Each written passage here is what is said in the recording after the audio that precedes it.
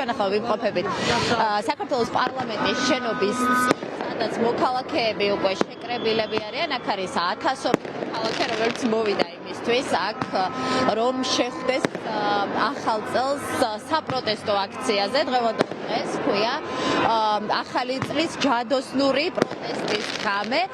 მე ახლა გაჩვენებ კადრს ნაძვის ხეს ხედავთ თქვენ თბილისის ცენტრალურ ნაძვის ხეს, სადაც მოქალაქეები იღებენ ფოტოებს, ასევე აქ რუსთაველის გამზირზე გაშლილია სუფრა, მოქალაქეები მოდიან, სახლებიდან მოაქვთ საახალწლო კერძები და ამ სუფრას ავსებენ.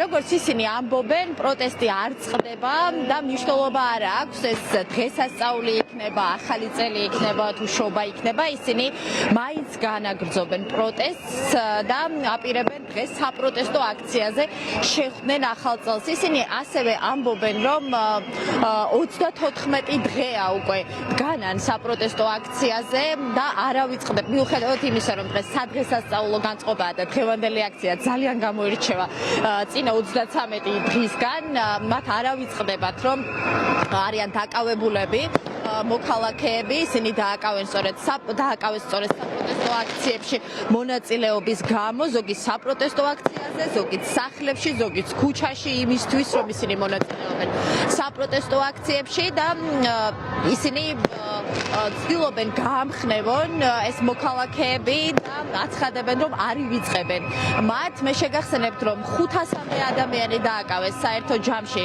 საპროტესტო აქციებზე, 40-ზე მეტი ადამიანი დღემდე დაკავებულია, 40-ზე მეტს წარდგენილი აქვს სისხლის სამართლის მუხლით ბრალდება, რაც თავისთავად ითვალისწინებს თავისუფლების აღკვეთას იმ შემთხვევაში, თუ მათ დაუმტკიცდებათ ეს ბრალი.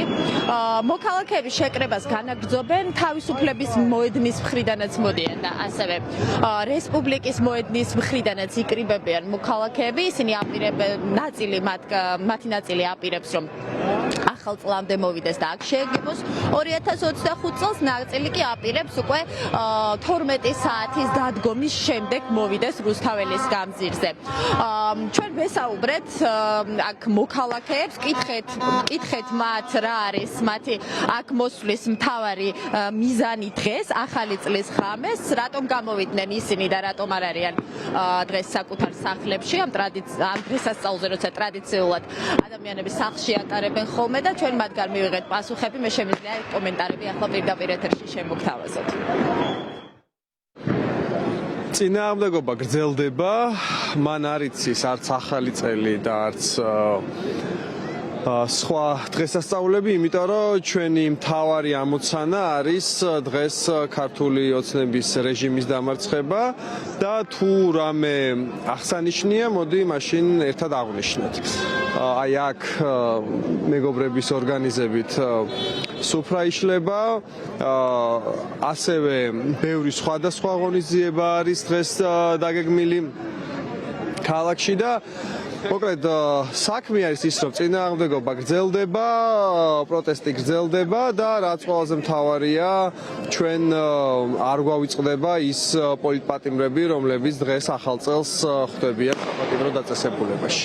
სოლიდარობა ქვეყანაში არასდროს არ ყოფილა, მთელი საქართველო აქაა, როგორც იტყვიან, ერთი მიზნით გაერთიანებული, რომ გადაარჩინონ ქვეყანა, არ ჩაუგდოს რუსეთის კლანჭებში ამ ხელისუფლებამ და სიმბოლურად ახალი წელი, ახალი, ასე ვთქვათ, სიცოცხლის და გამარჯვების მომტანა დაგიქმება ადამიანებში. ამიტომ ალბათ ერთ საათში აქ უკვე ტევა არ იქნება. ყველა აქაა მოკლედ. თავარი მიზანი ის არის, რომ ჩვენ არ გვავიწყდება პროტესტი და ერთად ხვდებით ახალ წელს, ეს არის ჩვენი ერთობის, ერთადგომის გამოხატულება. საქართველოს ვუსურვებდი გამარჯვებას აი იმ ჩანაფიქრის განხორციელებას, რაც აქ მოსულ ხალხს ყველას აქვს, ანუ ევროინტეგრაციის გზაზე დაბრუნებას აუცილებლად. ამისთვის პირველ რიგში ხელახალი არჩევნების ჩატარება გვინდა აუცილებლად, არ გვავიწყდება არც პოლიტიკური პატიმრები და ვითხოვთ მათ გათავისუფლებას. ახალი წლის ჯადოსნური პროტესტის ღამე, ასე ქვია დღევანდელ შეკრებას რუსთაველის გამზირზე, ათასობით მოქალაქე უკვე მოსულია აქ და კიდევ უფრო მეტი ხალხი იკრიბება.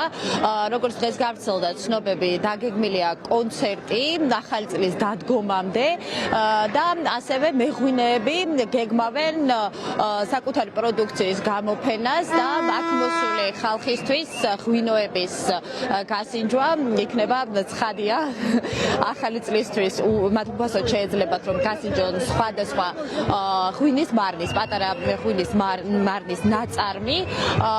ასევე იგეგმება იმ სუფრის გაშლა, რომელიც შუა რუსთაველზე მთელ სიგრძეზე მაგიდები უკვე გაშლილია, თუმცა მოქალაქეები მოდიან და თავად აწყობენ ამ სუფრას.